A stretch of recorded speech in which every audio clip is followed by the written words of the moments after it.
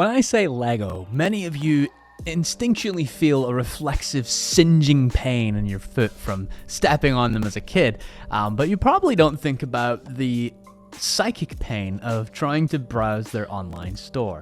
Here you can see the Lego shop in 2022.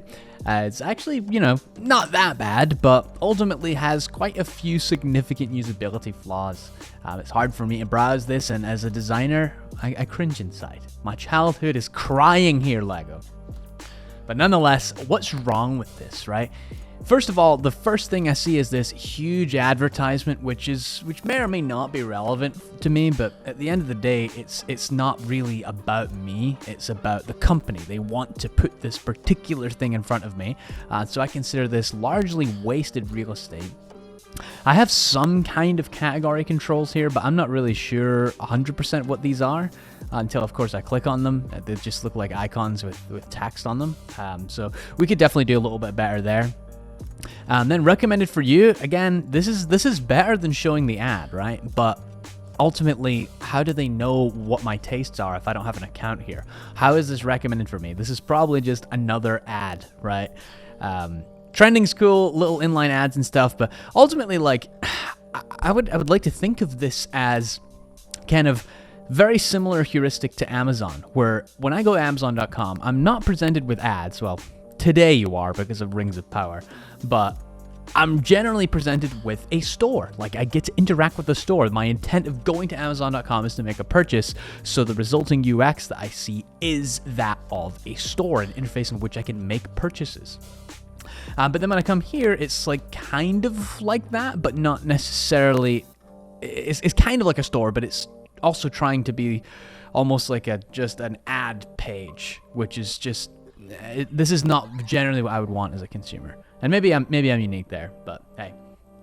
There's also a lot of potential with like the concept and the brand of Lego. It's a very playful brand. It's naturally, a kid's toy. So there's so much you could do here to like really capture that feeling of playing with Legos when you were a kid, or just like bonding with your children as they're kind of growing up and learning how to manipulate things in the world.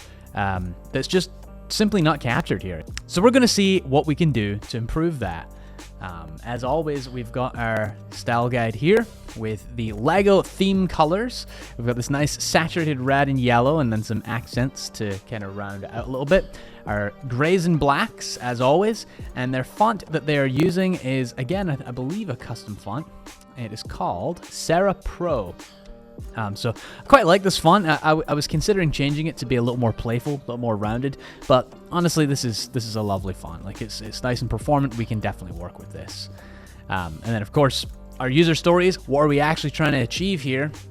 We want to find an interesting Lego set for myself, a friend, or my child. In order to do that, I need to know all of these things here, which we'll get into when we're actually designing the components. But I also want to visit the play zone, have some good old fun. There's obviously like a secondary angle to the Lego site where there's a place kids can go to just like have fun and see the interesting sets and see like animations and stuff. So I want to preserve that because ultimately it is like a brand for children. And then view interesting seasonal deals when it makes sense. If it makes sense to me, log into my account and then contact support if I need some help. So nothing crazy, but we're going to try, hopefully without turning this into a 4-day video, to make this kind of have a really interesting brand feel that feels more Lego, as well as solving those user stories. So we'll see what I come up with. Hang in there, and yeah.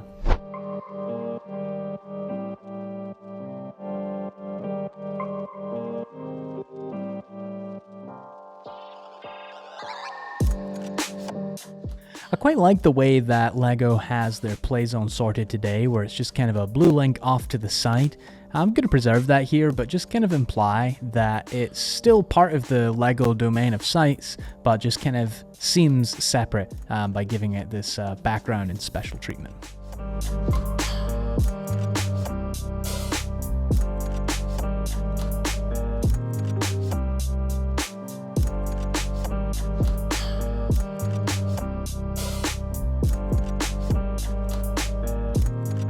And one of the first things I'm solving here is just kind of giving users a content-first approach.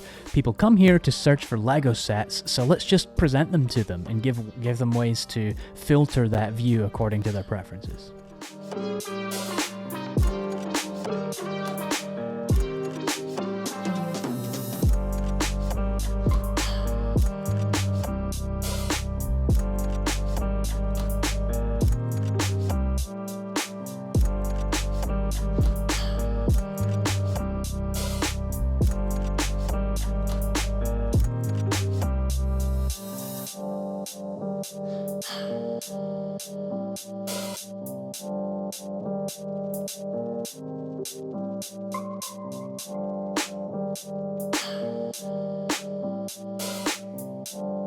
One thing that I felt was missing from, I guess, the metadata on each individual collection was understanding how difficult it would be to assemble that particular kit. If I'm buying something for my kid and they're like a 2-year-old, right, I'm probably not going to want to get them a super advanced or expert level kit. Maybe I'll start with like a simple little Rhino or something. So putting that metadata on the actual card itself helps me to disambiguate as a user to ultimately find what I need, so I'm more likely to follow through with the sale.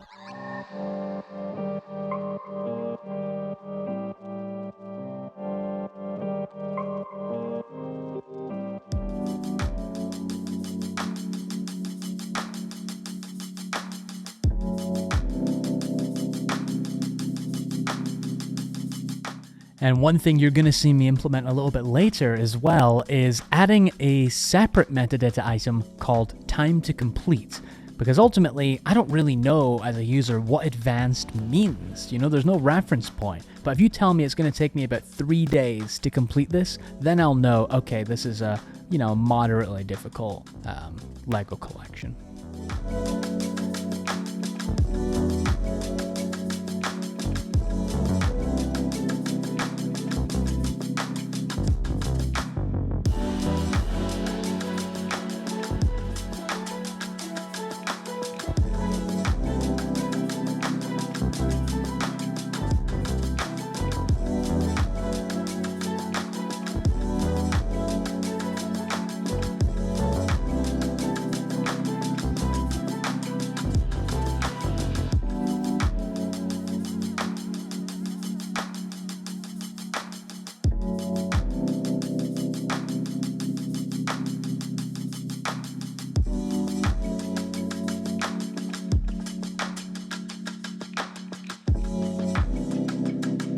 I'll save you watching me painstakingly move all of these images exactly into where they need to be. But before I cut, I just want to say that whenever you're working, particularly in e-commerce, with lots of product images with varying dimensions, but you want to stack the actual cards in a way that makes sense and all lines up, a good way to do that is to just have a very subtle gray box background like you can see here, with a shadow on it.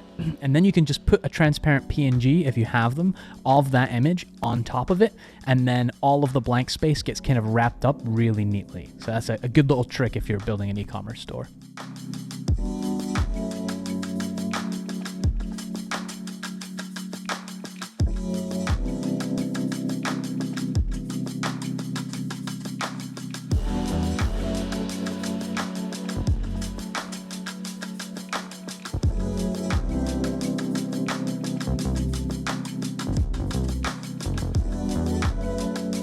Since the primary experience now is that of a store, having a secondary sidebar here with filters made a lot of sense.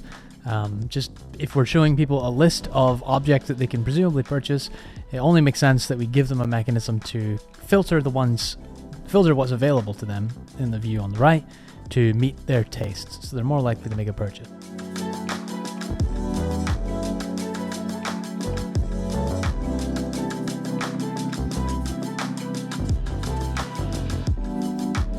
Since there's quite a lot of filters on the left for potential categories for LEGO collections, it made sense to include a contextual search for categories exclusively so that users can find the right filter to use.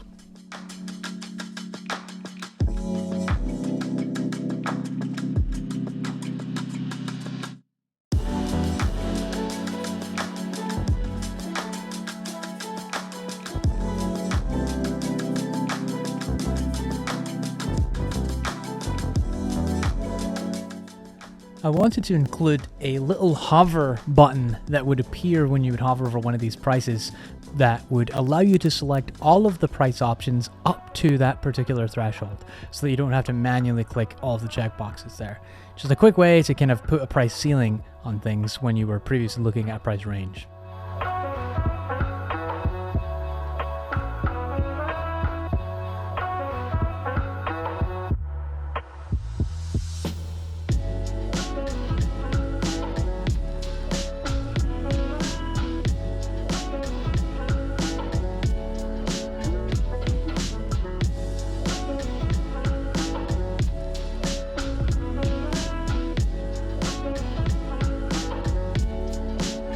Veterans of the channel will know I'm a total sucker for putting these little filter counters next to any sort of filter label that indicate to the user how many of a particular selection has been made, so they know whether or not they need to clear that filter or just understand if it's influencing the view.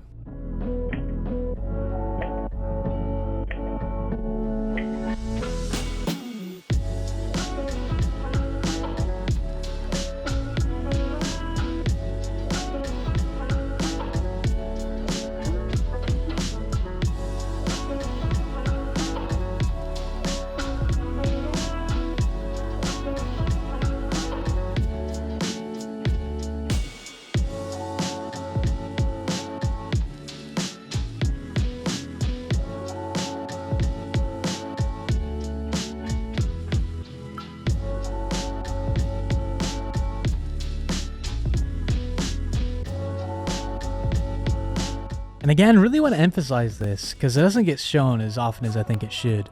Sometimes in design, you're just playing with different placements to figure out where the most appropriate place is for these kinds of buttons. And here you're seeing me try putting them in line next to the search box on their own line, and then ultimately deciding to make them little links on the right as opposed to buttons below the search button.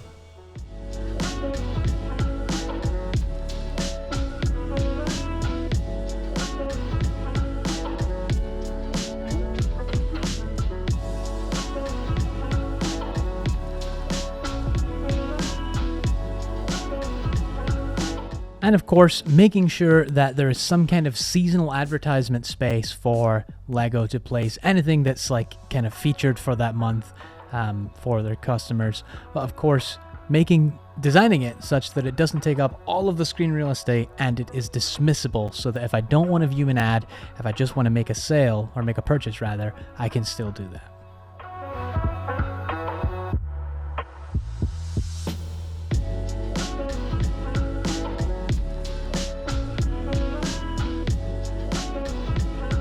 And I really feel like there was a huge missed opportunity with the existing site to really capture the beauty of or the experience rather, of building your own little Lego model as a kid.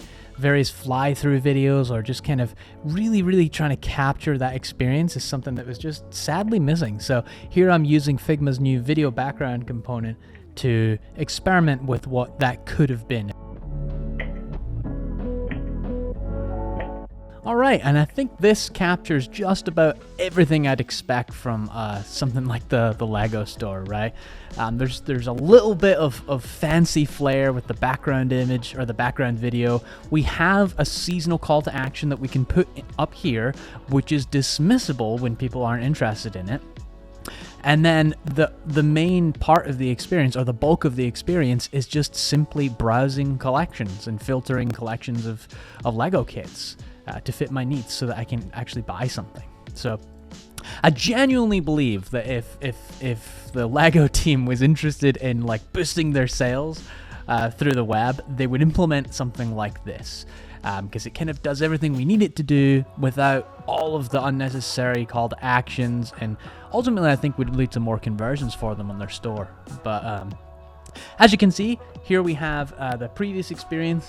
Kind of clunky, really hard for me to kind of understand where my attention needs to go because it's being pulled in lots of different places.